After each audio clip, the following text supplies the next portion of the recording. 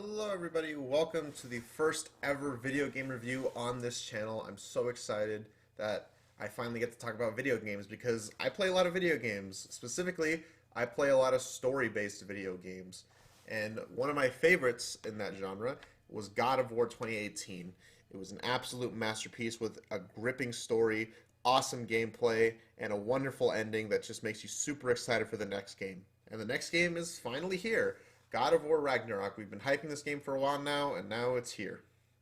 So, first off, I just want to say that there's going to be some spoilers in this review.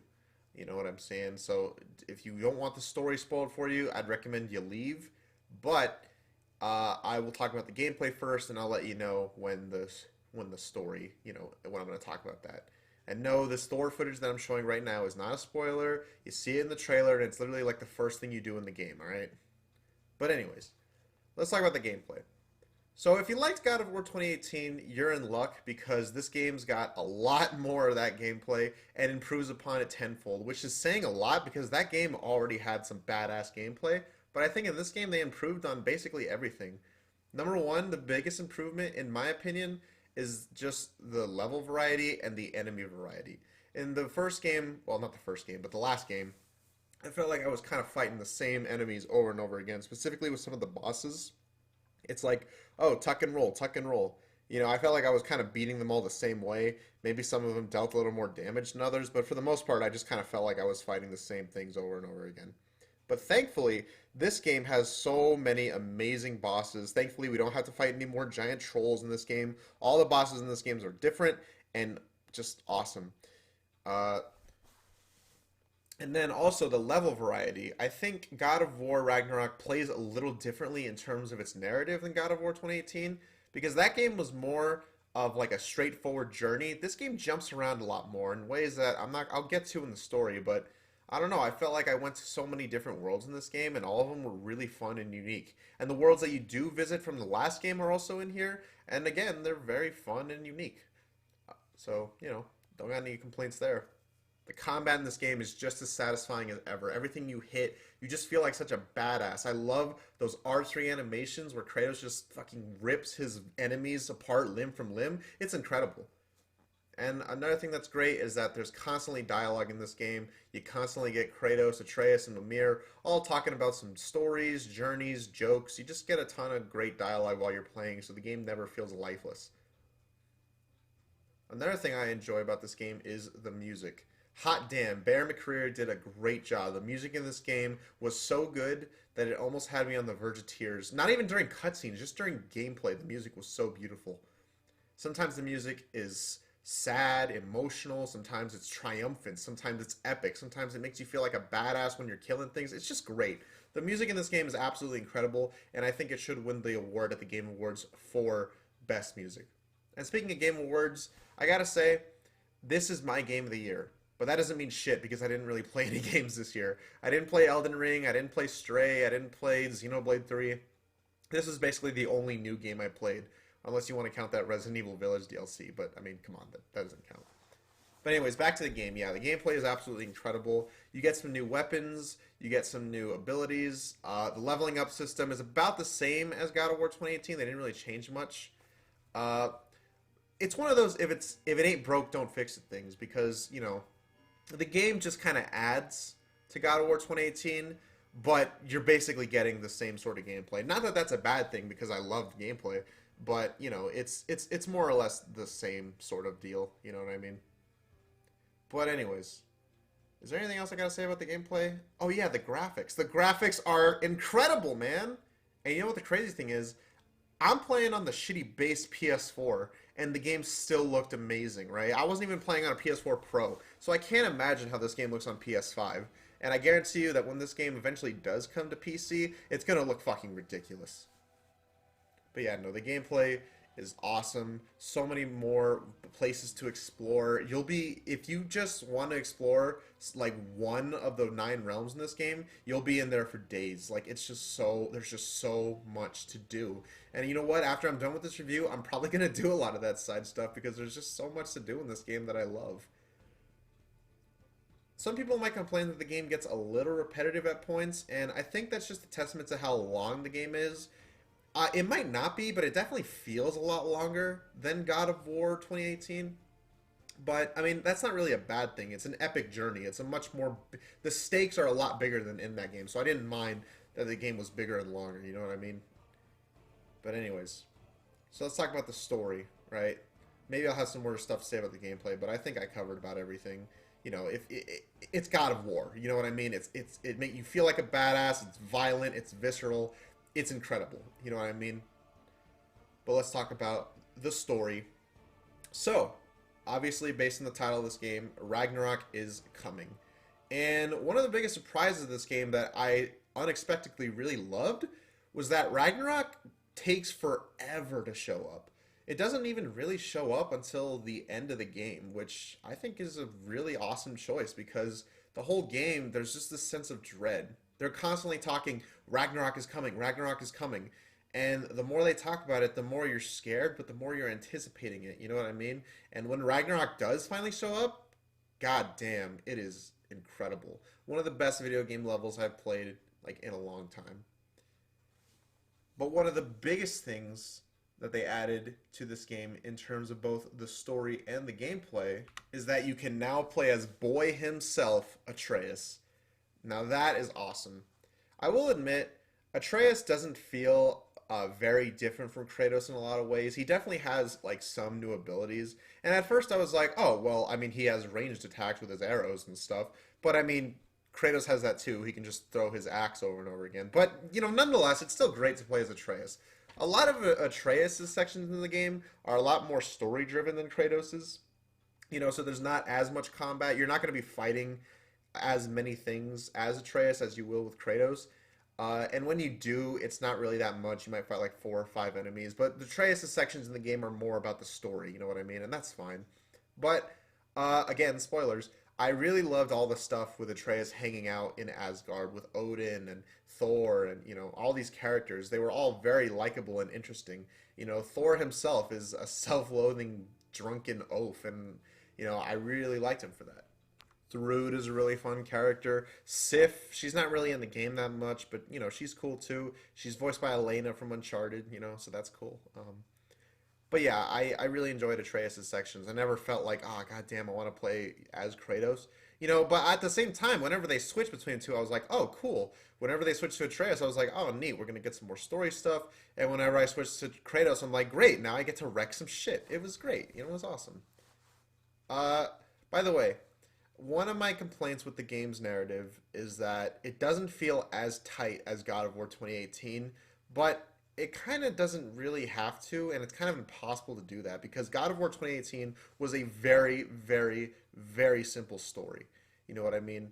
Obviously, it's more than just, oh, they want to spread the ashes. There's a lot of stuff that happens in between there. But this game has so much more going on with so many different characters. So it does feel like it gets a little all over the place at times. And I don't think the one take thing worked as well for this game as it did the first game because the first game it really shows you like god damn what a journey. In this game they have to do the one shot while also jumping from place to place, so they have to do these Edgar Wright transitions at points and they just look kind of awkward to be honest with you. But that's a nitpick. I mean, I still think it's very impressive and awesome and adds a lot to the game. But like I said, characters. This game's got them for sure. And one of the best characters in this game, besides Kratos and Atreus, was actually Sindri. Sindri in this game goes through a very tragic arc, and he is a lot of fun before that and very compelling after that. He was great. Besides Kratos and Atreus, obviously, he was definitely my favorite character. He just went through so much, and I loved it. You know, I love where they left off with him. It was super tragic, and you know, it's just I love it. I thought he was great. There's not. It's kind of hard to explain, but you know what I mean. If you played the game, you know, like it's unexpected, it's sad, it's emotional, and it leads to a great payoff in the secret ending. You know, I just think it was great.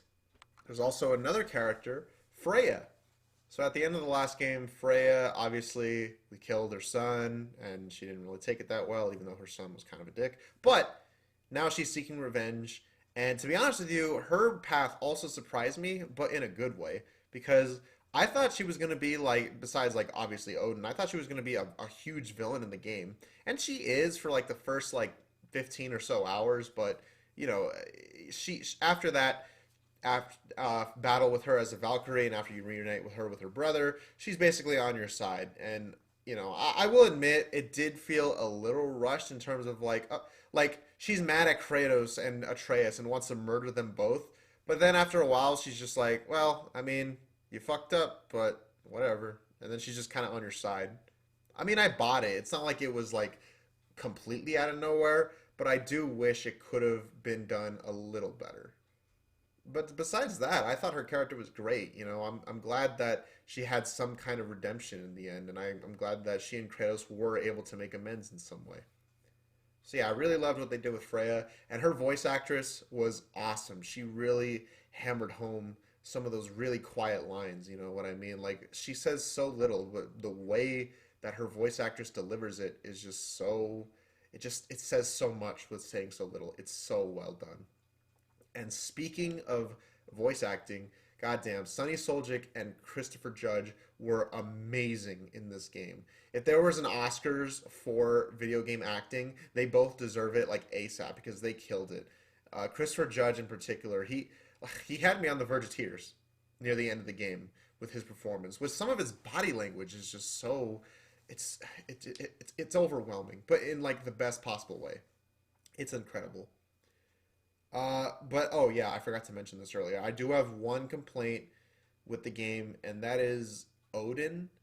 I thought Odin was a pretty weak villain in a lot of areas. He wasn't terrible, but I just felt he wasn't really that intimidating, and I didn't find his personality all that charming or interesting. He was fine, but to be honest with you, I think I liked Balder more than Odin. And I actually think I like some of the villains in this game more than Odin, like Thor and Heimdall, I thought were better. And speaking of which, I think this game has higher highs in terms of its story than God of War 2018, but I think as a whole, I actually think I enjoyed that game's narrative a lot more because I felt like the relationship between Kratos and Atreus was given so much more focus on that game. You know, not that it's not given any focus here, but I don't know. I think I just have a soft spot for parent and kid stories, you know what I mean? So I think I just like that game a little more. But despite that, like I said, this game does have higher highs in that game. Uh, Particularly with, the side characters like Thor and another character I forgot to mention, Angrboda. Angrboda is a lot of fun. Her adventures with Kratos are some of the more relaxed portion of the game, and I really liked them. They were a lot of fun. I loved their little relationship, and I loved that boss fight with that giant grandma. It was great. Those were actually some of my favorite sections in the game. Just watching those two vibe and fish and sneak around town. It was great. Loved it. Um, I think that the ending of this game actually is one of the best endings I've seen in a video game. And that's saying a lot because we've seen some very great video game endings. It's the kind of ending that, while yes, it could potentially lead to other games, I think if they stopped here, I'd actually be pretty satisfied. Basically, Atreus tells Kratos, like, hey, there's other giants out there like me, and I'm gonna go find them. And I'm gonna do it with the help of my friend Angerboda. And Kratos looks at his son and realizes that he's a young man now, and he's on his own. And he's gonna be a great warrior, and he's gonna find these giants, and he's gonna do great things. And the scene where they say goodbye is just so, so, so well done. I was on the verge of tears. Actually, no, I was not on the verge of tears. I was filled with tears, man. Look at this shit. If you were not feeling some kind of emotion come over you, you have no soul. Come on, you got this is so. Oh, Atreus is a young man now. He's no longer boy. But yeah, he was. The game's ending is by far the highlight of the narrative, and that's saying something because the narrative of this game, I was talking a little shit, but it is really well told and well written. It's got amazing dialogue. It's so well done. There's so many great moments like Freya reuniting with her brother, Mimir reuniting with his love. That's another thing I forgot to mention. Mimir in this game was awesome. I mean, he was great in the last one, but in this game, I love that Kratos calls him brother. I just think that's so cool. You know, and I love at the end when Atreus says, "You were like a second dad to me." Mimir is just awesome. He was great. And I absolutely love the scene where Kratos finds his future and he sees that one day he's going to become the All Father. He's going to become loved. And I don't think a lot of people have said one thing, but I kind of think another. Kratos, okay, so he sees that he's going to be loved and worshipped, right? And people are saying, "Oh, well, he's loved because he's going to be the All Father. He's going to be the king of everything." But I don't think that's it. For me, I saw it as Kratos' self-loathing. It runs deep. I mean, he literally tells his wife that he doesn't think his son should have anything to do with him. You know what I mean? And that's why he kept him a secret for so long. He didn't think he was worthy of his son's love or anybody's love. And now seeing that people all over the Nine Realms are going to love him for who he is and what he's done, it's just such a great scene. Kratos, this guy who's thought that he was nothing more than just a destroyer of worlds and gods, you know? And believe me, Kratos as a character, he's never been given this much depth before. I mean, obviously in the last game, but let's be real. Even though we all love the original God of War series, Kratos was not the most complicated character ever, right? And to some degree, he still isn't. But just seeing that after everything he's done, he's finally achieved some sort of redemption, it's just beautiful. And it leads to a great ending, you know what I mean? And we don't really need to see more after that. We already know that he's going to successfully bring peace to the lands and become who he was always meant to be. I love this game. I think it is probably the best God of War game. I think it is an amazing conclusion to Kratos' and Atreus' story. I think if they wanted to continue it from here, they definitely could, but I'm honestly okay if they just stopped. You know, I think this game is absolutely beautiful. I think it is a masterpiece. I'm giving it a 10 out of 10. I mean, I did have a few issues with it, but that's mostly when I'm just comparing it to the first game. I still think that the game was just amazing in basically every way. It did a beautiful job with the characters, with the ending, the story, the gameplay, everything. I can't think of very many flaws in this game other than, oh, well, I guess some of the side quests could have been a little shorter, and some of the pixels were a little out of frame, and sometimes there was a bug here and there, but I don't know. You know what I mean? Like I can't think of anything that like matters. So yeah, this game was a masterpiece.